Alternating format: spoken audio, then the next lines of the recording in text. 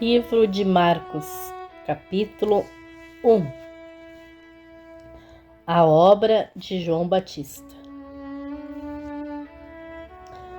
Princípio do Evangelho de Jesus Cristo, Filho de Deus, como está escrito nos profetas: Eis que eu envio o meu anjo diante da tua face, o qual preparará o teu caminho diante de ti. Voz do que clama no deserto: preparai o caminho do Senhor, endireitai as suas veredas. Apareceu João Batista no deserto e pregando o batismo de arrependimento para a remissão dos pecados. E toda a província da Judéia e os de Jerusalém iam ter com ele, e todos eram batizados por ele no Rio Jordão, confessando os seus pecados. E João andava vestido de pelos de camelo e com um cinto de ouro em redor de seus lombos, e comia gafanhotos e mel silvestre. E pregava, dizendo: Após mim vem aquele que é mais forte do que eu, do qual não sou digno de, abaixando-me, desatar a correia das suas alpargas. Eu, em verdade, tenho vos batizado com água, ele, porém, vos batizará com o Espírito Santo. O batismo e a tentação de Jesus. E aconteceu naqueles dias que Jesus, tendo ido de Nazaré da Galileia, foi batizado por João no Jordão. E logo que saiu da água, viu os céus abertos e o Espírito que como pomba descia sobre ele. E ouviu-se uma voz dos céus que dizia: Tu és o meu Filho amado, em quem me comprazo. E logo o Espírito o impeliu para o deserto. E ali esteve no deserto 40 dias, tentado por Satanás. Vivia entre as feras e os anjos o serviam. Os primeiros discípulos. E depois que João foi entregue à prisão, veio Jesus para a Galileia, pregando o Evangelho no reino de Deus, e dizendo: O tempo está cumprido, e o reino de Deus está próximo. Arrependei-vos e credes no Evangelho. E andando junto do mar da Galileia, viu Simão e André, seu irmão, que lançavam a rede ao mar, pois eram pescadores. E Jesus lhes disse: Vinde após mim, e eu farei que sejais pescadores de homens. E deixando logo as suas redes, o seguiram. E passando dali um pouco mais adiante, viu Tiago, filho de Zebedeu, e João, seu irmão, que estavam no barco consertando as redes. E logo os chamou, e eles, deixando seu pai Zebedeu no barco com os jornaleiros, foram após ele. Jesus expulsa um espírito imundo. Entraram em Cafarnaum, e logo no sábado, indo ele à sinagoga, ali ensinava. E maravilhavam-se da sua doutrina, porque os ensinava como tendo autoridade e não como os escribas. E estava na sinagoga deles com um homem com um espírito imundo, o qual exclamou, dizendo: Ah, que temos contigo, Jesus Nazareno? Vieste destruir-nos? Bem sei que és o Santo de Deus. E repreendeu Jesus, dizendo: Cala-te e sai dele. Então o espírito imundo, convulsionando e clamando com grande voz, saiu dele. e todos se admiraram, a ponto de perguntarem entre si, dizendo: que é isto? Que nova doutrina é esta? Pois com autoridade ordena os espíritos imundos e eles lhe obedecem. E logo correu a sua fama por toda a província da Galiléia. A cura da sogra de Pedro e outros enfermos. E logo saindo da sinagoga foram à casa de Simão e de André com Tiago e João. E a sogra de Simão estava deitada com febre, e logo lhe falaram dela. Então, chegando-se a ela, tomou-a pela mão e levantou-a, e imediatamente a febre a deixou. E serviam-os. E tendo chegado à tarde, quando já se estava pondo o sol, trouxeram-lhe todos os que se achavam enfermos e os endemoniados.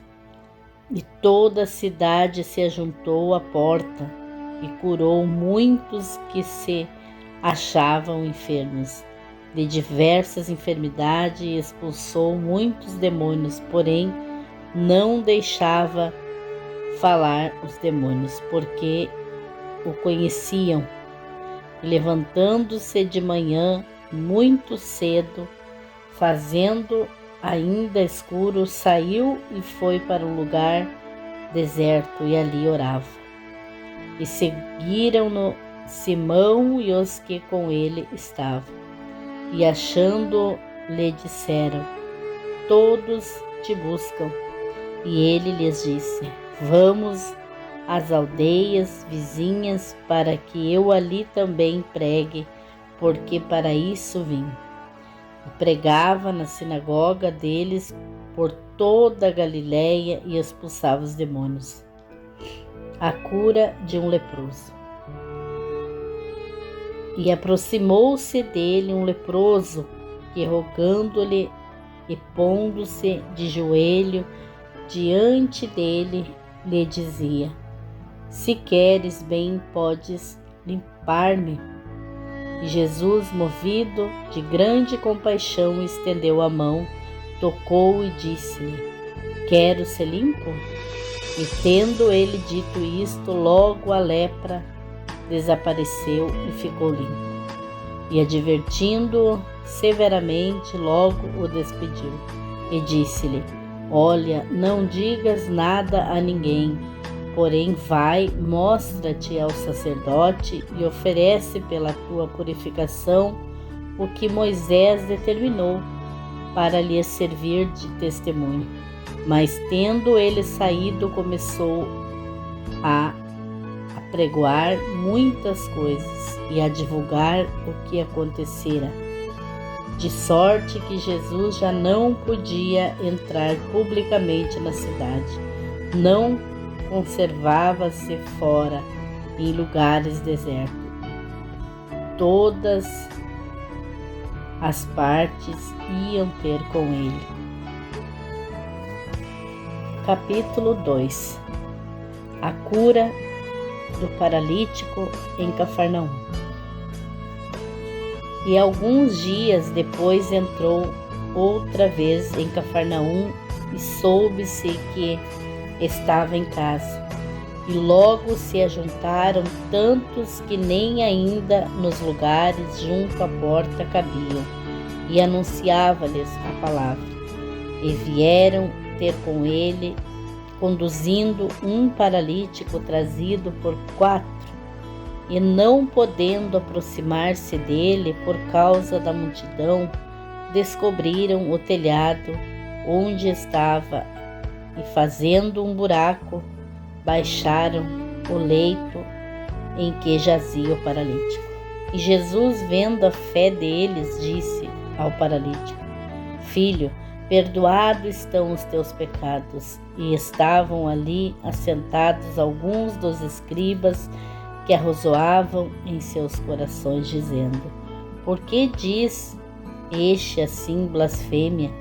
Quem pode perdoar pecados senão Deus? Jesus, conhecendo logo seus espíritos que assim arrazoavam entre si, lhes disse: Por que arrazoais sobre essas coisas em vossos corações? Qual é o mais fácil? Dizer ao paralítico: Estão perdoados teus pecados? Ou dizer-lhe: Levanta-te, toma o teu leito e anda? Ora, para que saibas que o Filho do Homem tem na mão poder para perdoar pecados, disse ao paralítico: A ti te digo, levanta-te, toma o teu leito e vai para a tua casa. Então levantou-se e, tomando logo o leito, saiu em presença de todos, de sorte que todos se admiraram e glorificaram a Deus, dizendo: Nunca tal vimos. O chamado de Levi. Então tornou a sair para o mar, e toda a multidão ia ter com ele, e os ensinava. Quando ia passando, viu Levi, filho de Alfeu, sentado na alfândega, e disse-lhe: Segue-me. Então, levantando-se, o seguiu. E aconteceu que, estando sentado à mesa em casa, deste também estava sentado à mesa com Jesus e seus discípulos muitos publicanos e pecadores, porque eram muitos e o tinham seguido.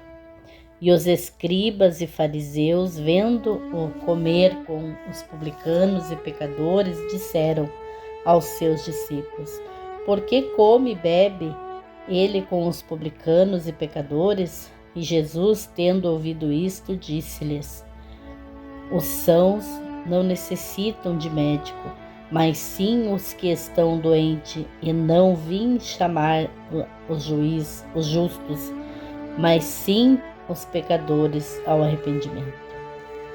Jesus e o jejum, os fariseus. Ora, os discípulos de João e os fariseus jejuavam, por isso disseram-lhe: Por que jejuam os discípulos de João e os dos fariseus, e não jejuam os teus discípulos? Jesus disse-lhes: Podem, porventura, os filhos das bodas jejuar enquanto está com ele o esposo? Enquanto tem consigo o esposo, não podem jejuar. Mas dias virão em que lhes será tirado o esposo, e então jejuarão naqueles dias. Ninguém deita remendo de pano novo em roupa velha, que outra sorte mesmo, remendo novo rompe o velho, e a tua rotura fica maior.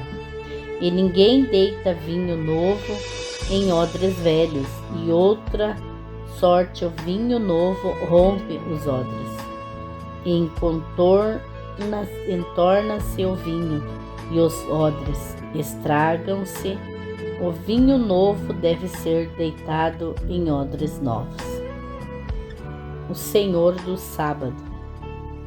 E aconteceu que, passando ele num sábado pelas searas, e os seus discípulos, caminhando, começaram a colher espigas.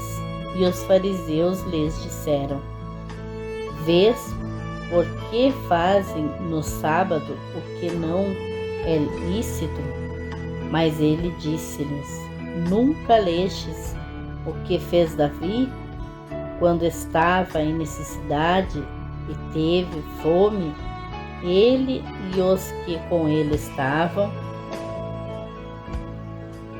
Como entrou na casa de Deus no tempo de Abiatar, sumo sacerdote, e comeu os pães da proposição, dos quais não era lícito comer senão aos sacerdotes, dando também às que com ele estavam. O sábado foi feito por causa do homem, e não o homem por causa do sábado. Assim, o Filho do Homem até do sábado é Senhor. Capítulo 3. A cura da mão atrofiada.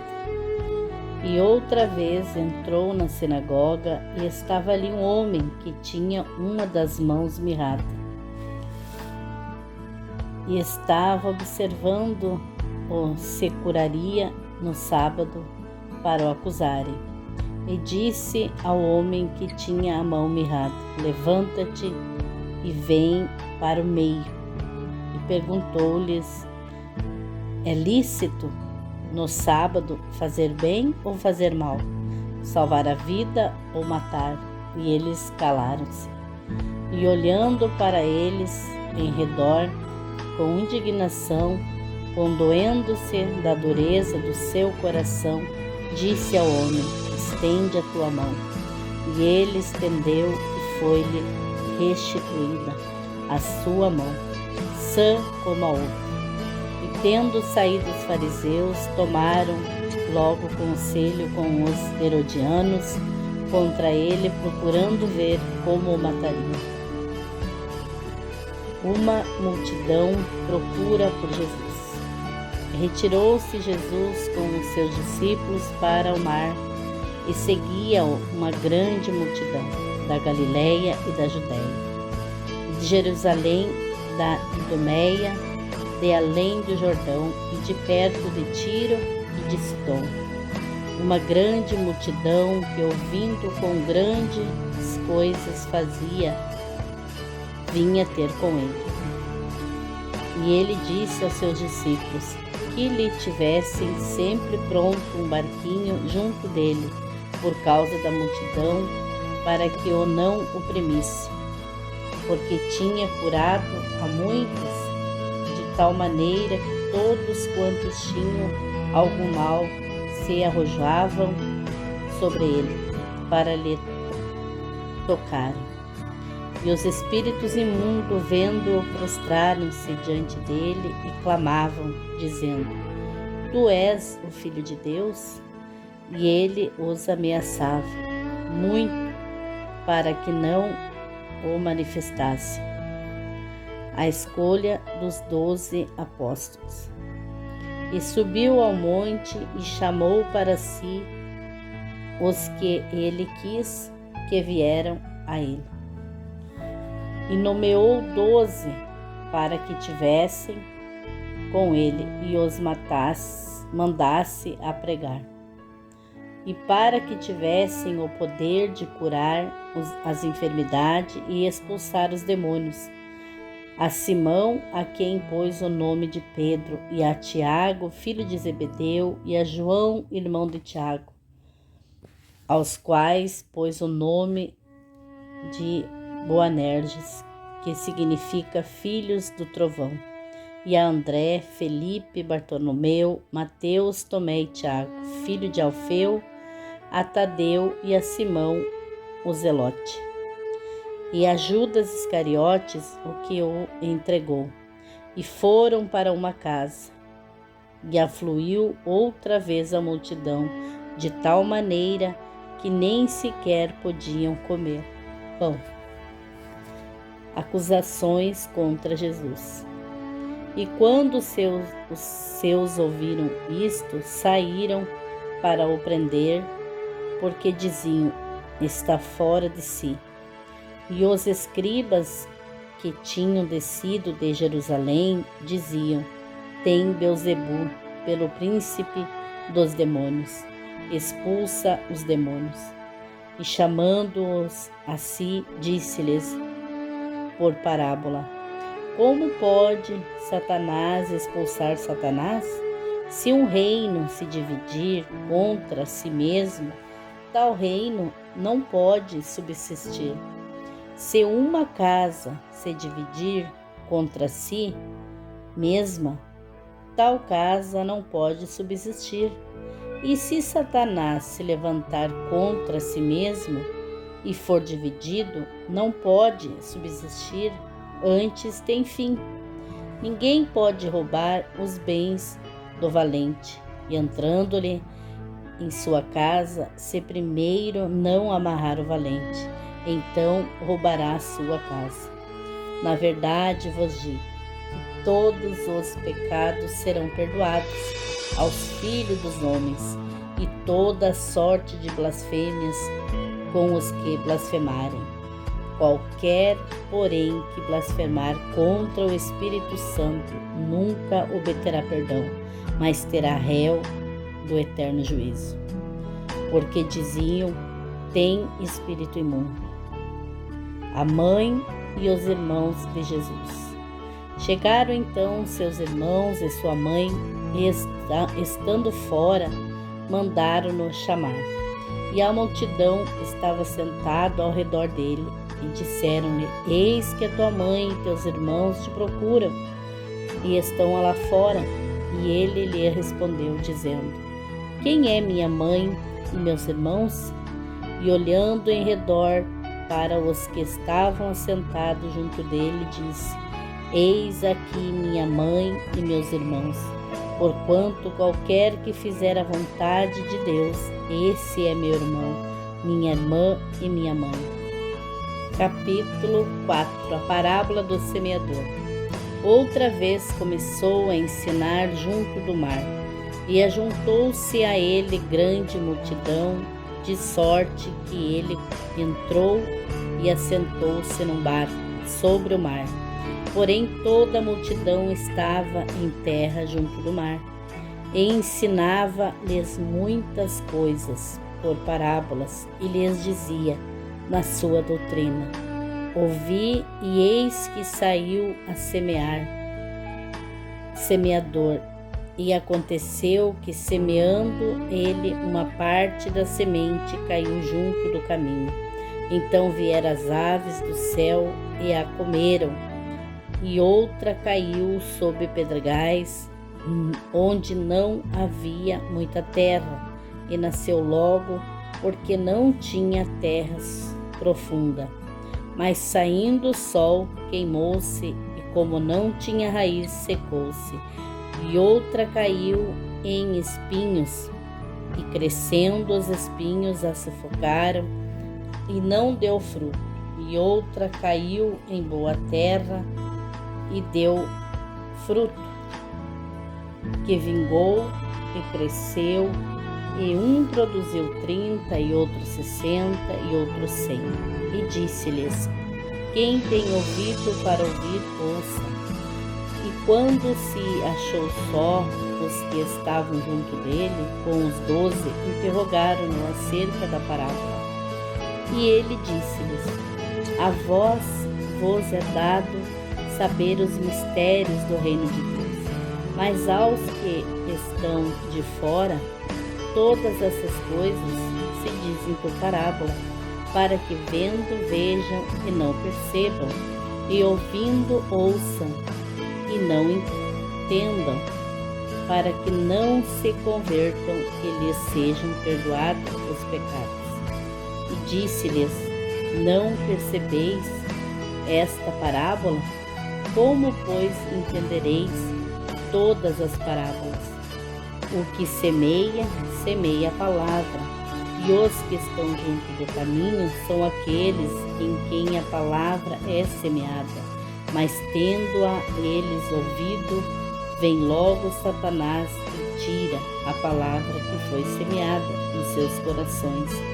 E da mesma forma os que recebem a semente sob pedregais, os quais, ouvindo a palavra, logo com prazer a recebem, mas não têm raiz em si mesmo, antes são temporãos, depois, sobrevindo tribulações ou perseguições por causa da palavra, logo se escandalizam.